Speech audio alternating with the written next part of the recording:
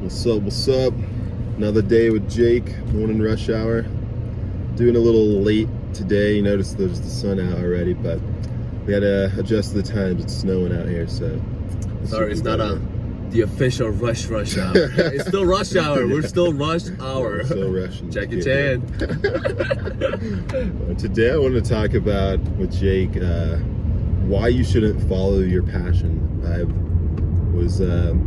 This was brought to my attention. I was watching one of my video with Lewis House, and one of the speakers shook my whole thought on that process, because I used to follow my passion, but I still find what he said I'm sort of doing, and I agree that one shouldn't follow their passion, and because not everything in this world is going to open up itself to you to follow your passion.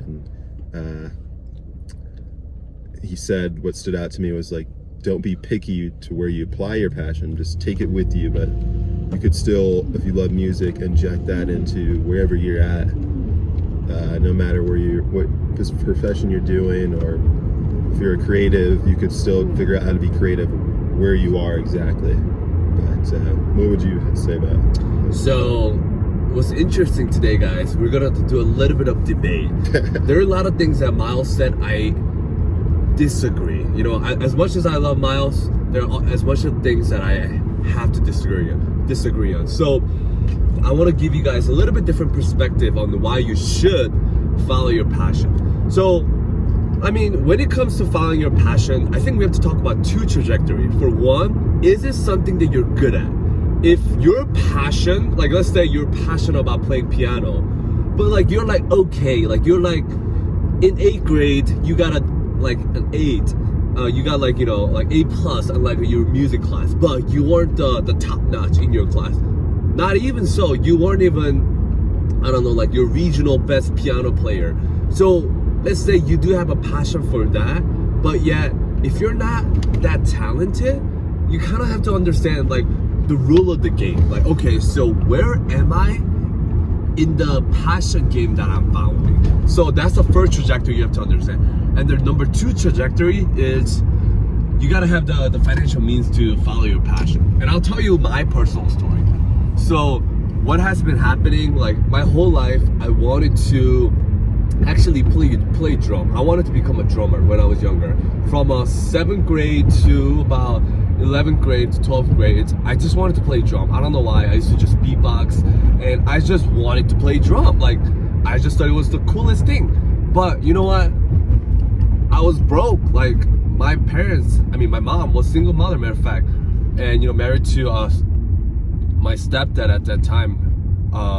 But, you know, my mom would always tell me this: don't ever do art and music.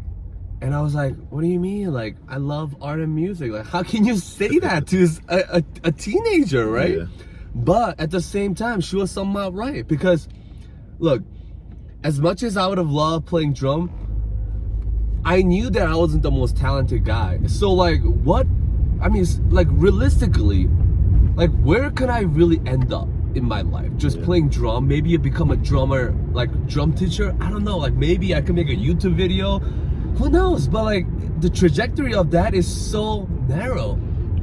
But now, although I say all this, guys, I still think you should follow your passion, because here's why I say that. Typically, your passion is something you're good at. Because you're passionate about something, you become good at. So as an example, for me, in my life right now, I help people how to raise money. My job is to get people the money they deserve. So I make videos on stimulus check. I make videos on how to literally get money with your credit score. Yeah. But I'm good at that. Not because I know so much knowledge, because I'm always passionate about that. Because ever since I was growing up, like I was kind of broke, like shit, like I needed to get money. Like as much as people don't like to talk about money, I had no choice. So this was my passion. So because of that, eventually I was able to grow, you know, multiple 6-figure businesses. Yeah. So in a degree, I think in the beginning, you should probably not follow your passion if you're not good at it. However, you should follow your passion like relatable to what your passion is. So like let's say you're good at art. Let's say you're good at graphic designing. But yeah, there's so many different graphic designers nowadays. You can just literally go to Canva.com or literally use Adobe Illustrator. Anyone can become a designer nowadays, right? However, what's gonna separate you is how you show your passion to other people. How do you sell your passion? You know what I mean? Passion sells still at the end of the day. So you gotta understand how you can make your passion somewhat marketable. I mean, that's really how I see it. Like, and if you do that, like, I think you will become, like, you will enjoy your life more. I really think. So Miles. Yeah, I feel like with that, why you shouldn't follow. I feel like even with us agreeing to disagree, we still met in the middle thing. I don't think someone should follow their passion to start. Why do you think? Could you explain a little bit more, like in your lifetime, why someone should not? For me, I've always loved music, and I used to produce, sing and songwrite, and I was really wanting to do that. I felt compelled.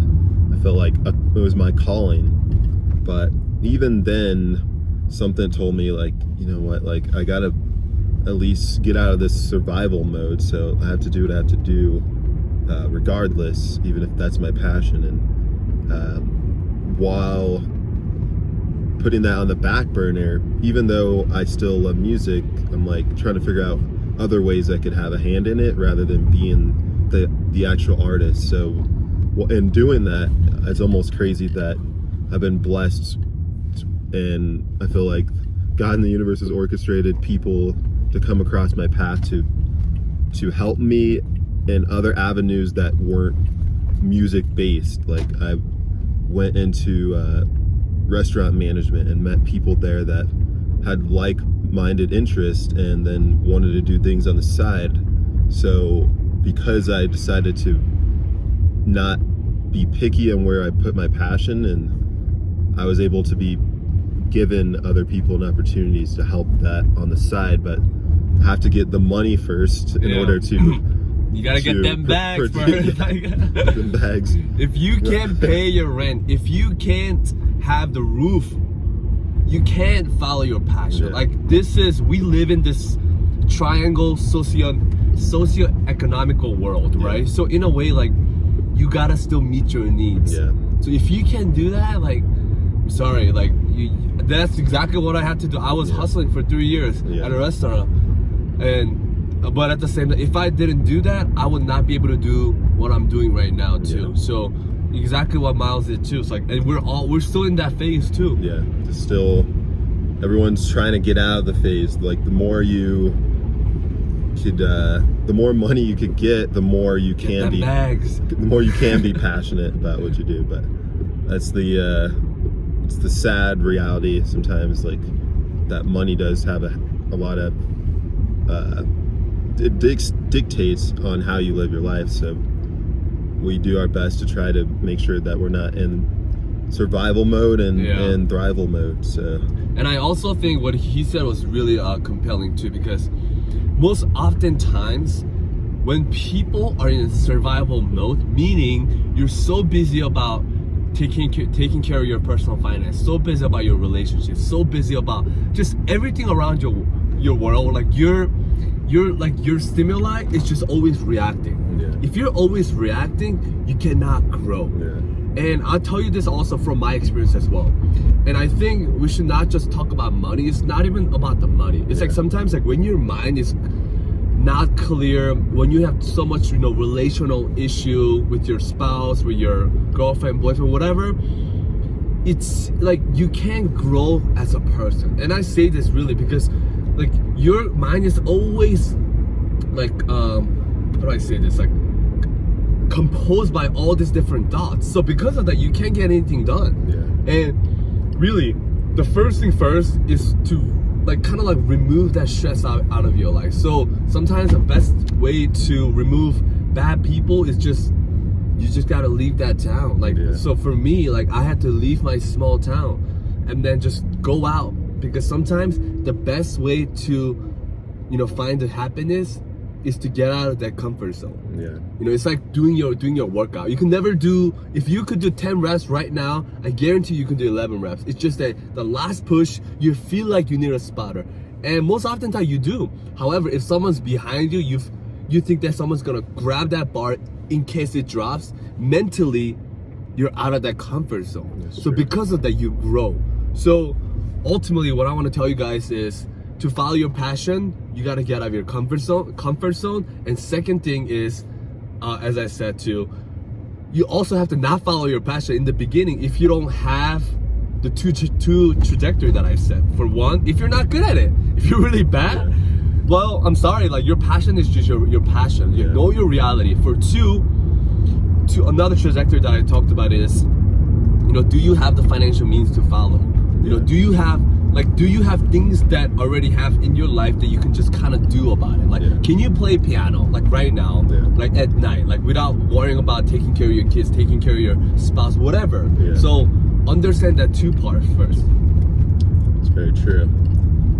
Well, I think we got to a good midpoint on that, and hope you guys were able to get some insight and good clarity on that topic if you are one that is following your passion and figuring out if it's the right choice or not. It's all a little bit subjective. It depends on your financial means and things. So take that into effect for one, and go from there. Have the faith as well. And also, if you guys like this channel, my channel and Miles' channel, we are also doing a lot more videos, not just on rush hour. Miles also have multiple videos on just self-improvement. Those are really, really useful in my opinion. Appreciate it. So please make sure to subscribe and smash that like button. Same and for this guy. If you guys want to dive deeper, please put that in a comment.